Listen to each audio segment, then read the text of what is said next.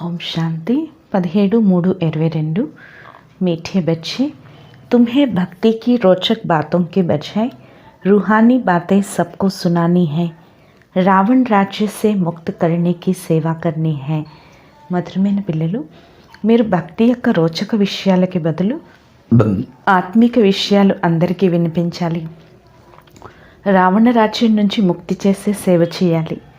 ప్రశ్న, सेवा में सफलता प्राप्त करने के लिए मुख्य कौन सा गुण चाहिए?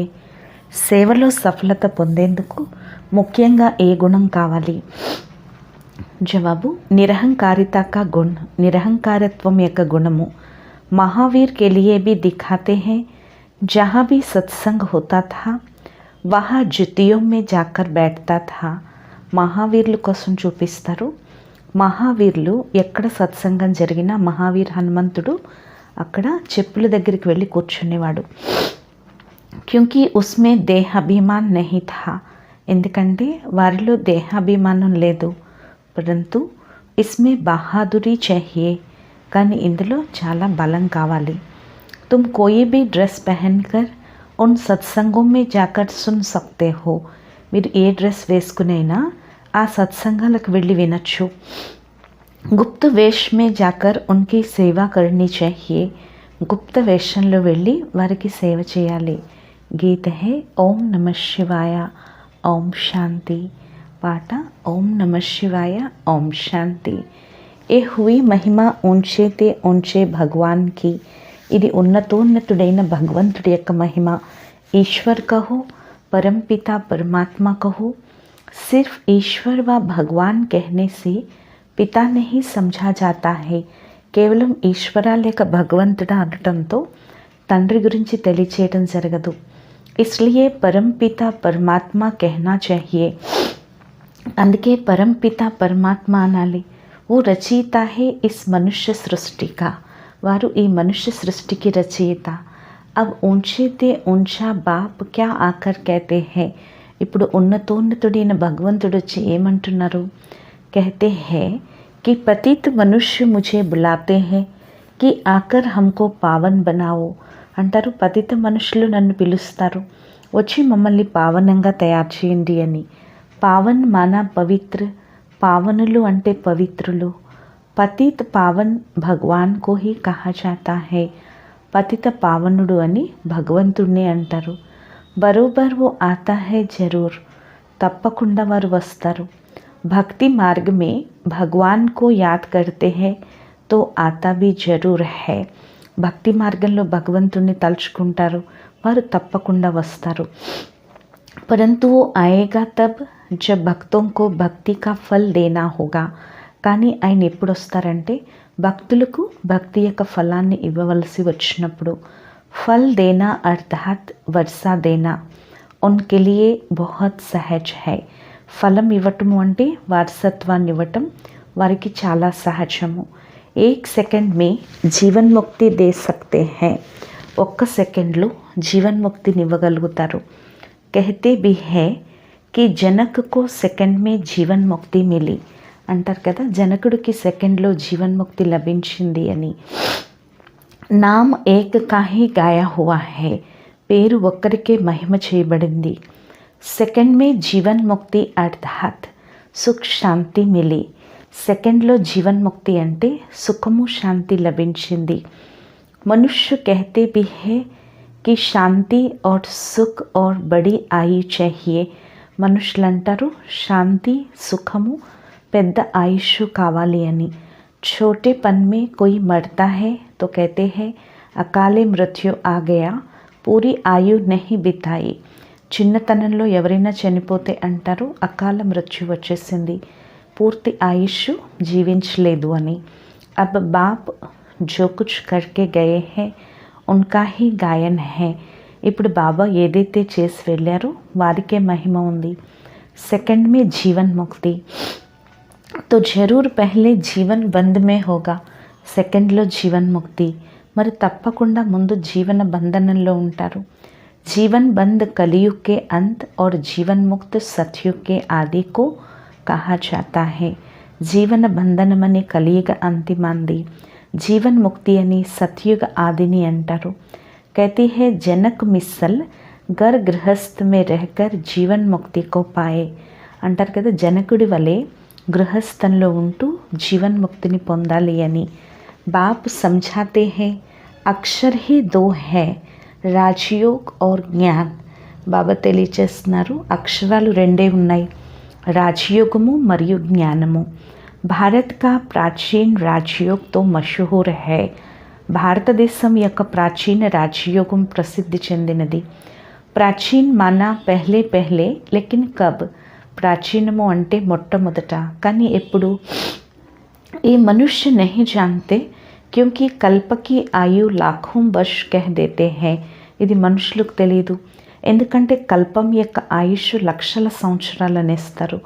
भारत का प्राचीन ज्ञान और योग तो सब चाहते हैं जिससे भारत स्वर्ग बनता है. భారతదేశం యొక్క ప్రాచీన జ్ఞాన యోగాలు అందరూ కోరుకుంటారు, దీని ద్వారానే భారతదేశం స్వర్గంగా అవుతుంది. अब तो भारत बहुत दुखी है. पहले सूर्यवंशी राज्य था. ఇప్పుడు భారతదేశం చాలా దుఃఖీగా ఉంది. మొదట సూర్యవంశీ రాజ్యం ఉండేది. अब नहीं है, ఇప్పుడు లేదు. फिर उनको याद करते हैं कि वो राजयोग और ज्ञान किसने दिया था. ఇప్పుడు తలుచుకుంటారు, ఇప్పుడు ఆ రాజయోగము మరియు జ్ఞానాన్ని ఎవరిచ్చారు, ఇది ఎవరికీ తెలియదు. नहीं तो बाप से वर्षा लेने में बच्चों को कोई भी तकलीफ़ नहीं. లేకపోతే బాబా నుండి వారసత్వాన్ని తీసుకోవటంలో పిల్లలకి ఎటువంటి కష్టము లేదు. బాప్ కా బనే తో వర్షేకే లాయక్ బనే.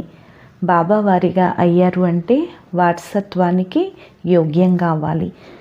ఫిర్ भी మాతా పితా టీచర్ కి శిక్ష మిల్నీ హోతీ హై. అయినప్పటికీ తల్లి తండ్రి టీచర్ యొక్క శిక్షణైతే లభిస్తూనే ఉంటుంది. ముక్తి కా భీ వర్షా చాహియే ఇస్లియే గురు కర్తే హై. ముక్తి యొక్క వారసత్వం కావాలి, అందుకే గురువుని ఆశ్రయిస్తారు. పరంతు జీవన్ ముక్తితో కభీ కోయి దే నహీ సక్తా. కానీ జీవన్ముక్తిని ఎప్పుడు ఎవరు ఇవ్వలేరు. జబ్ జీవన్ బంధ్ కా అంత హో జీవన్ ముక్తి కి ఆది హో తभी फिर జీవన్ ముక్తి దేనే వాలా ఆయే. ఎప్పుడైతే జీవన బంధం యొక్క అంతిమ సమయమో, జీవన్ ముక్తి యొక్క ఆది సమయమో, అప్పుడే జీవన్ముక్తినిచ్చే తండ్రి వస్తారు. మనుష్యుని సిర్ఫ్ సునా హై कि सेकंड में जीवन मुक्ति अथवा सेकंड में रावण राज्य से రామరాజ్య పతిత్ సే పావన్. మనుషులు కేవలం విన్నారు సెకండ్లో జీవన్ముక్తి అంటే సెకండ్లో రావణ రాజ్యం నుండి రామరాజ్యం, పతితం నుండి పావనము అని. పరంతు कैसे సో నహీ జాన్తే. కానీ ఎలాగో ఎవరికి తెలీదు. బాప్ తుమ్ ఆత్మాओं से बात करते हैं. బాబా ఆత్మలేని మీతో మాట్లాడతారు. यह है रूहानी शिक्षा जो सुप्रीम रोह देते हैं. ఇది ఆత్మిక శిక్షణ పరమాత్మ తండ్రి ఇస్తారు. वहाँ तो सब मनुष्य ही శాస్త్ర ఆది పढ़ते हैं. అక్కడైతే మనుషులే శాస్త్రాలు అవి చదువుతారు. कहती है फलाने महात्मा ने ఏ జ్ఞాన్ దియా అంటారు, ఫలానా మహాత్ముడు ఈ జ్ఞానాన్ని ఇచ్చారు అని. यहाँ है प्राचीन राजयोग और ज्ञान जो परम पिता परमात्मा ने दिया था 5000 वर्ष पहले, जिससे तुम सो देवी देवता बने थे. ఇక్కడిది ప్రాచీన రాజయోగం మరియు జ్ఞానము పరంపిత పరమాత్మ ఇచ్చారు 5000 సంవత్సరాల ముందు. దీని ద్వారా మీరు దేవీ దేవతలుగా అయ్యారు. ఆ ప్రాయలోప్ హో గయా హై. ఇప్పుడు అది ప్రాయలోపం అయిపోయింది. అగర్ లోప్ నా హో తో సునావే कैसे. ఒకవేళ లోపం అవ్వకపోతే ఎవరు వినిపిస్తారు? మనుష్య పతిత్ నా బనే తో పతిత్ పావన్ బాప్ कैसे ఆయే.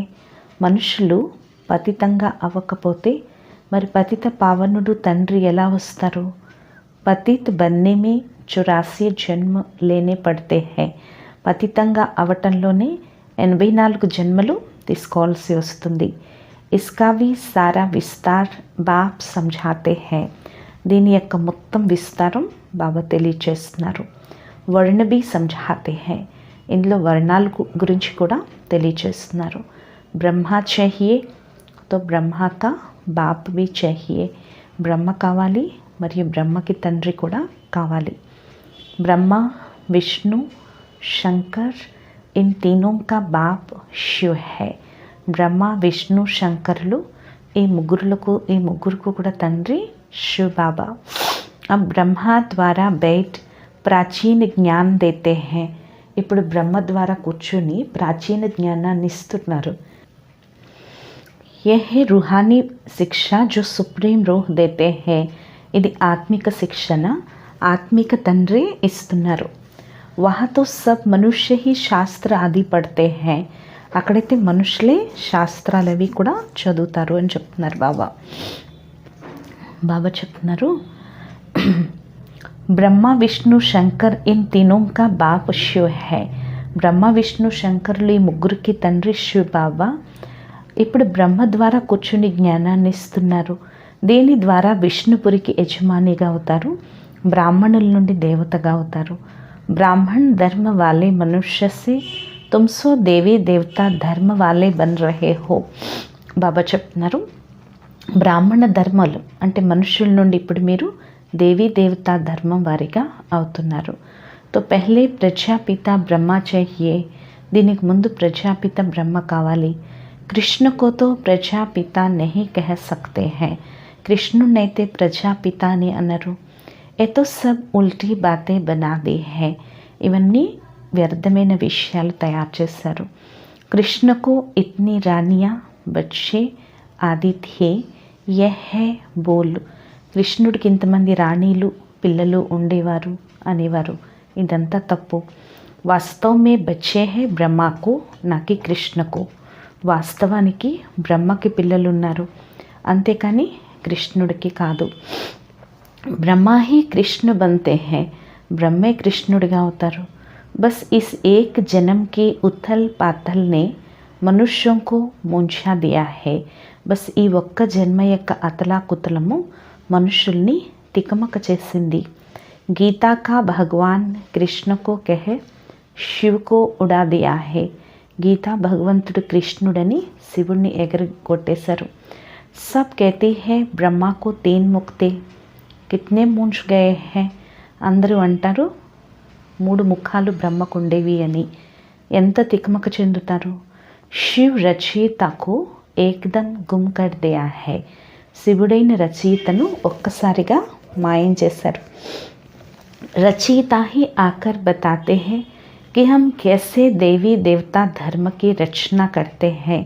రచయితైన తండ్రి వచ్చి చెప్తున్నారు, నేను ఏ విధంగా దేవీ దేవతా ధర్మాన్ని రచిస్తాను.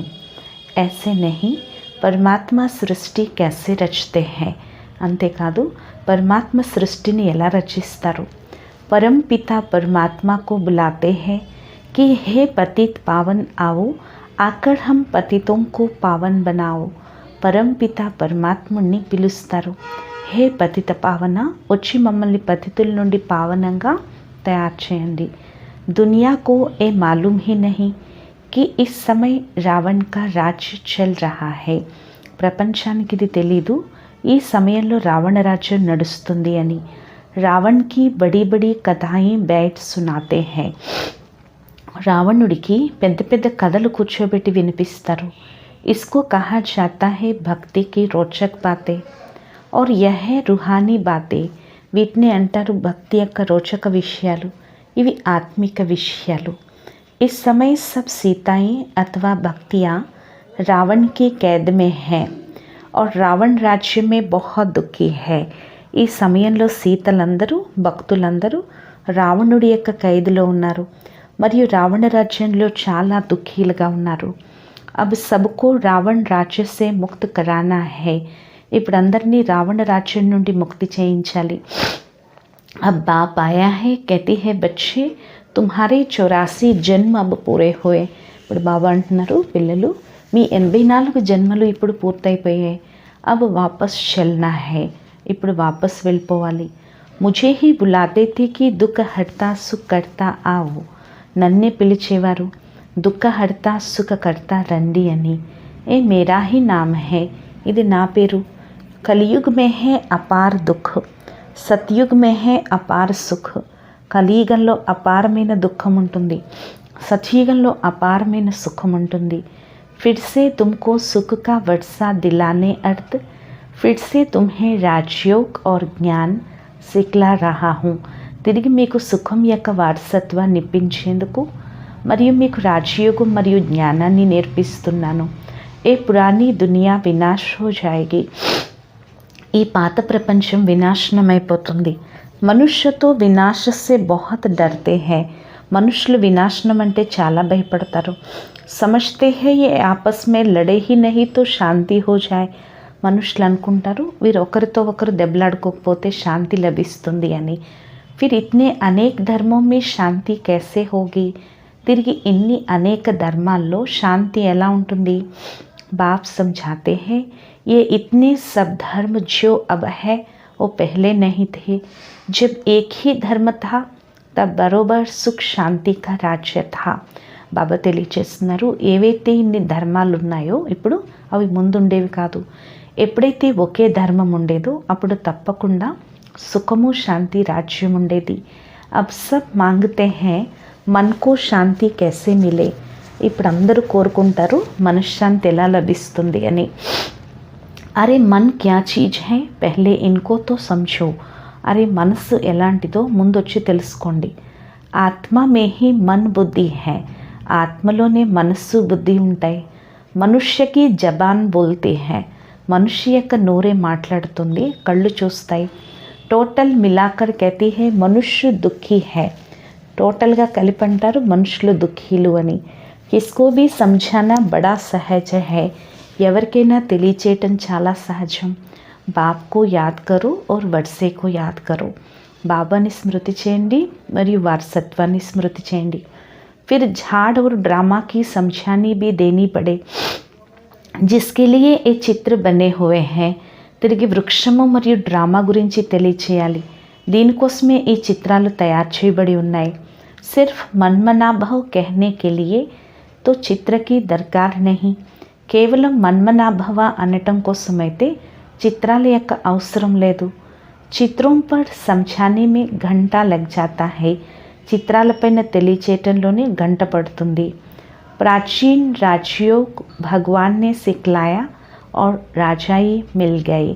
ప్రాచీన రాజయోగం భగవంతుడు నేర్పించారు మరియు రాజ్యం లభించింది. ఫిర్ కోయి మనుష్య థోడే హీ రాజయోగ్ సిక్లాయంగే. తిరిగి ఏ మనుషులు రాజయోగాన్ని నేర్పించలేరు. బాప్ और వర్సే కో యాద్ కరో తో ఠీక్ హై. బాబాని వారసత్వాన్ని స్మృతి చేస్తే మంచిది. परंतु ये डिटेल जब तक किसको समझाए नहीं तब तक बुद्धि नहीं खुलेगी.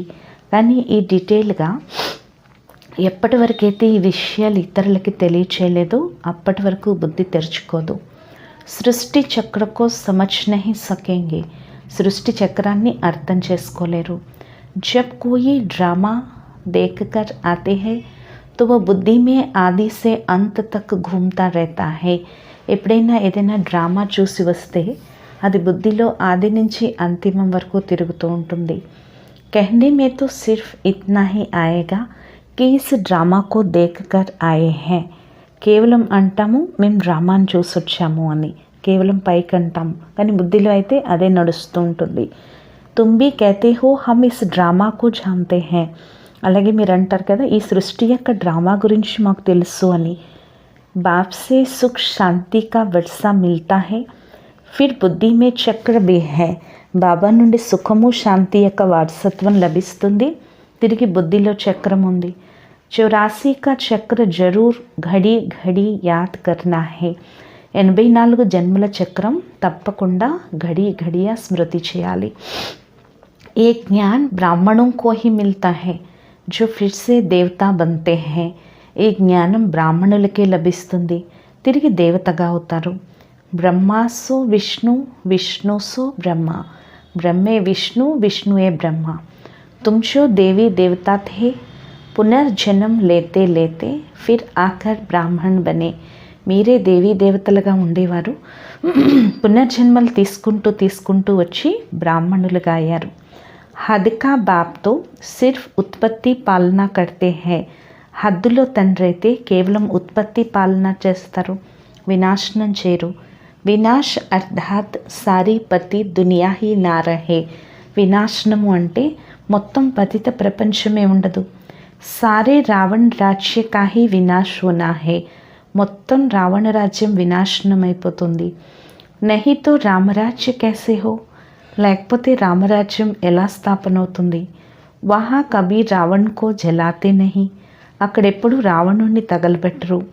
భక్తి మార్గకి కోయి భీ బాత్ జ్ఞాన మార్గమే హోతీ నహీ.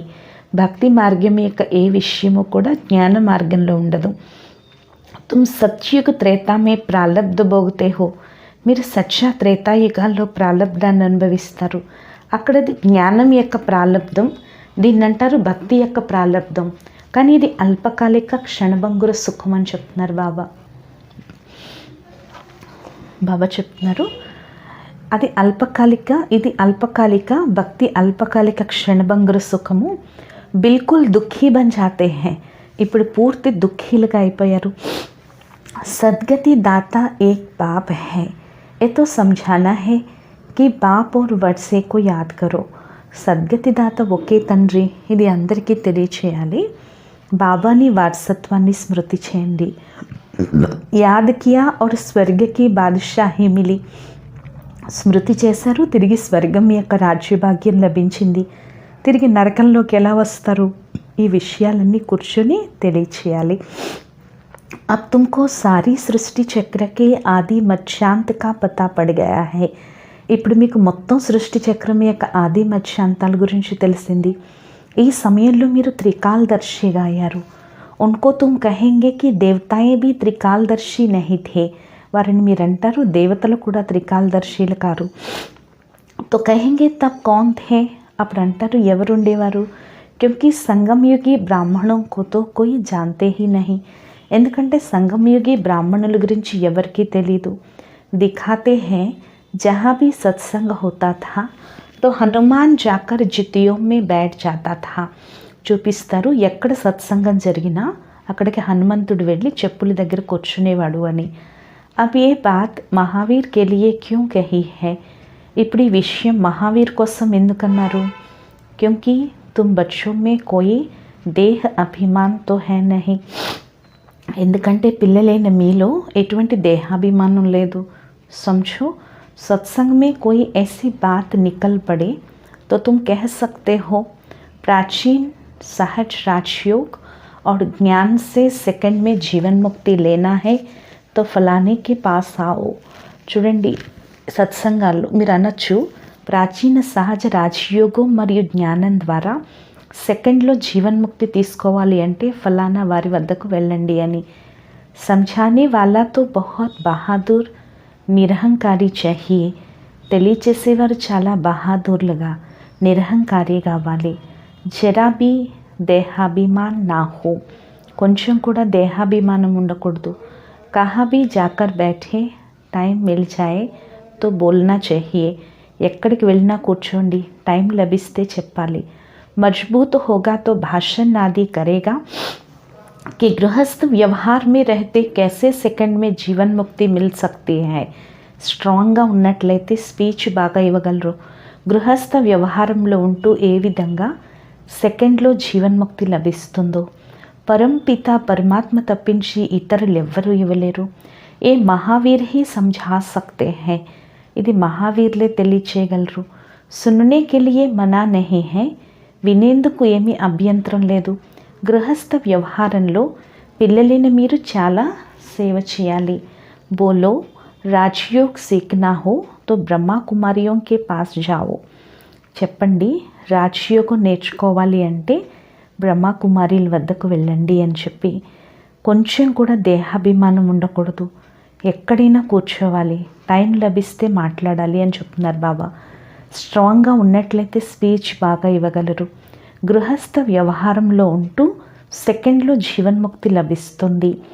పరంపిత పరమాత్మకే సివాయ్తో కోయి దేనా సకే. ఈ జ్ఞానాన్ని పరమాత్మ తప్పించి ఎవ్వరూ ఇవ్వలేరు. ఏ మహావీర్ హీ సమझा सकते हैं. ఇది మహావీర్లే తెలియచేయగలరు. సుననే కే లియే మనా నహీ హై. వినేందుకేమీ అభ్యంతరం లేదు. గృహస్థంలో ఉంటూ మీరు చాలా సేవ చేయొచ్చు. ముందుకు వెళ్ళేసరికి మీ పేరు చాలా ప్రసిద్ధి అవుతుంది, మెజారిటీ అయిపోతుంది. ఇప్పుడైతే కొద్ది మందే ఉన్నారు. భగానే కా నామ్ బి బహుత్ హై. ఇప్పుడు పారద్రోలే పేర్లు చాలా ఉన్నాయి. కృష్ణుడు పారద్రోలాడు అంటారు. అరే, పారద్రోలే విషయం ఏమీ లేదు. టీచర్ కా పడానే కే లియే భగాతే హై క్యా. టీచర్ చదివించేందుకు తరుముతాడా? సర్వీస్ కర్నే వాళ్ళం కో బహుత్ విచార్ సాగర్ మంథన్ కర్నా హై.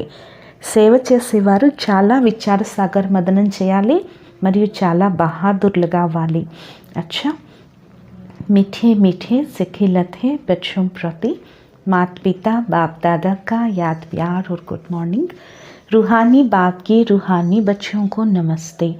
మధురాతి మధురమైన అపురూపమైన పిల్లలకు మాతాపిత బాప్ దాదాల ప్రియ స్మృతులు మరియు గుడ్ మార్నింగ్.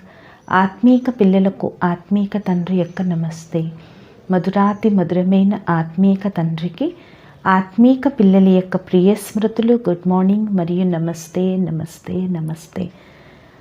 ధారణ కొరకు ముఖ్య సారం. ఫస్ట్ పాయింట్, సభీ భక్తి రూపీ సీతాओं को रावण की कैद से छुड़ाना है. భక్తి రూపీ సీతలందరినీ రావణుడి యొక్క ఖైదు నుంచి విడిపించాలి. సెకండ్ మే ముక్తి జీవన్ ముక్తికి రాహ్ దిఖానీ హై. సెకండ్లో ముక్తి జీవన్ ముక్తికి దారి చూపించాలి. సెకండ్ పాయింట్, బాప్ और వర్డ్సే కో యాద్ కర్నా హై. బాబాని మరియు వాట్సత్వాన్ని స్మృతి చేయాలి. దేహాభిమానాన్ని వదిలి మహావీర్ అయ్యి సేవ చేయాలి. విచార్ సాకర్ మంథన్ కర్ సేవాకి నయి నయి యుక్తియా నికాల్నీ హై. విచార సాగర మదనం చేసి సేవకి కొత్త కొత్త ఉపాయాలు ఆలోచించాలి. వరదానము, नथिंग की युक्ति द्वारा हर परिस्थिति में मौज की स्थिति का अनुभव करने वाले सदा अचल अडोल भव. నథింగ్ న్యూ యొక్క యుక్తి ద్వారా ప్రతి పరిస్థితిలో ఆనంద స్థితిని అనుభవం చేసుకునే సదా అచల్ అడోల్ భవ. బ్రాహ్మణులు అంటే సదా ఆనంద స్థితిలో ఉండేవారు. హృదయంలో సదా ఇదే పాట పాడుతూ ఉండాలి. ఓహో బాబా, ఓహో నా భాగ్యం. ప్రపంచంలో ఎటువంటి అలజడి పరిస్థితిలో కూడా ఆశ్చర్యం లేదు. ఫుల్ స్టాప్ పెట్టండి. ఏమైనా కానీ మీకు ఇదేమీ కొత్త కాదు, ఏమీ కొత్త విషయం లేదు. అంతగా లోపల నుంచి అచంచల స్థితి ఉండాలి. ఎందుకు ఏమిటిలో మనసు తికమక చెందకూడదు. అప్పుడే అంటారు అచల్లడోలాత్మలు అని. స్లోగను, వృత్తిలో శుభభావన శుభకామన ఉన్నట్లయితే శుభ వైబ్రేషన్స్ని వ్యాపింపచేస్తూ ఉంటారు. ఈరోజు స్వమానం, నేను అచంచల ఆత్మను. అనుమూల్ జ్ఞానరత్నాలు. ఇప్పుడు మీరు దైవీ గుణాలు ధారణ చేయాలి.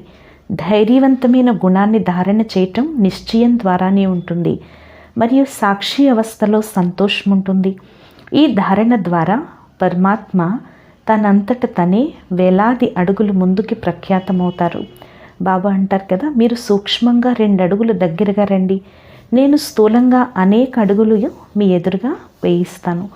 జ్ఞానంలో స్వయం యొక్క లక్ష్యం యొక్క స్థితిలో స్వస్థితిలో ఉండటం ద్వారా పరమాత్మ స్వయం ముందుకొస్తారు. బాబా యొక్క ఈ మహావాక్యాలు స్మృతి చేయండి. ఎంత దైవీ గుణాలు ధారణ చేస్తారో అంతగా ఒకరికొకరు సుఖాన్ని ఇచ్చేందుకు నిమిత్తమవుతారు. ఈరోజు ఇస్తే రేపు లభిస్తుంది.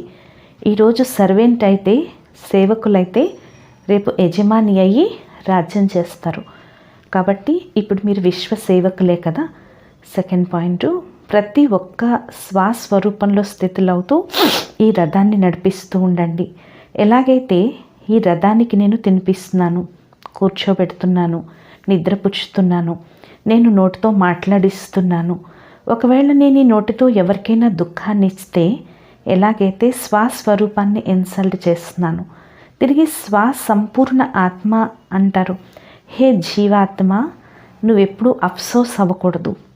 ऐसे इंसान अथवा प्राणी में मैं शुद्ध आत्मा प्रवेश नहीं हूँ. ఇలాంటి మనిషిలో, ఇటువంటి ప్రాణిలో శుద్ధాత్మని నేను ప్రవేశించలేను. శుద్ధాత్మ ఎక్కడుంటే అక్కడ స్థితి అలజడవదు. క్యూంకి ఓ కభీ భీ కిస్కో దుఃఖ్ నహీ దే సక్తా హై. ఎందుకంటే వారు ఎప్పుడూ ఎవరికీ దుఃఖాన్ని ఇవ్వరు. శుద్ధాత్మ సుఖస్వరూపం. ఇటువంటి నిశ్చయ బుద్ధిలో ఉంటే ఎల్లప్పుడూ సుఖం చేరుకుంటుంది. అది సాక్షాత్ నా స్వరూపం అనుకోండి. స్వయాన్ని ఆత్మనిశ్చయం చేసుకోండి. అన్యకు దుఃఖ్ దేతా హే, ఇతరులకు ఎవరైనా దుఃఖాన్నిచ్చి కేవలం చెప్పేవారిగా ఉంటే వాళ్ళు పండితులు, వారి యొక్క ప్రభావం ఇతరులపైన కొంచెం కూడా పడదు. అచ్చా, ఓం శాంతి.